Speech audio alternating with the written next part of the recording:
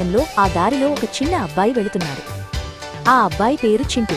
ఎండలో అవస్థపడుతున్న ఆ ముసలి తాతను చింటూ గమనించాడు.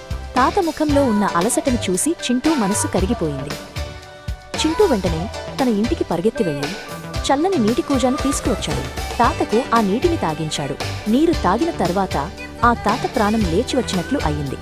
ఆయన చింటూని నిండు మనసుతో దీవించాడు. ఆ క్షణంలో చింటూకి కలిగిన ఆనందం కోట్లు ఇస్తే రాదు అని అజ్జి చెప్పింది. కథ విన్న తర్వాత రఘు, మీను కాసేపు మౌనంగా ఉండిపోయారు. అంటే అజ్జి, మనం చేసే చిన్న సహాయం కూడా ఒకరి జీవితంలో పెద్ద మార్పు తెస్తుంది కదా అని రఘు అన్నాడు. మీను తల ఊపుతూ, నిజమే, మనం ఎప్పుడూ ఇతరులకు తోడుగా ఉండాలి అని నిశ్చయించుకుంది. ఆనంద్, కృష్ణ కూడా ఉత్సాహంగా చర్చించుకోవడం మొదలుపెట్టారు. అజ్జి, నా దగ్గర చాలా పాత పుస్తకాలు ఉన్నాయి, అవి చదువుకోలేని పిల్లలకు ఇస్తాను అని ఆనంద్ చెప్పాడు.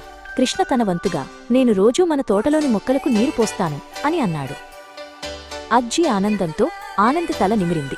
చూసారా పిల్లలు, ఇతరులకు సహాయం చేయాలనే ఆలోచనే మిమ్మల్ని గొప్పవారిని చేస్తుంది. జీవితంలో మీ లక్ష్యం ఏదైనా కావచ్చు, కాని అందులో తోటివారికి మేలు చేసే గుణం ఉండాలి అని దీవించింది. మరుసటి రోజు నుండి పిల్లలందరూ తమ లక్ష్యాల వైపు అడుగులు వేయడం మొదలుపెట్టారు. మీను, కృష్ణ కలిసి పెరట్లోని మొక్కలకు నీళ్లు పోస్తూ పక్షుల కోసం చిన్న గిన్నెలో నీరు పెట్టారు.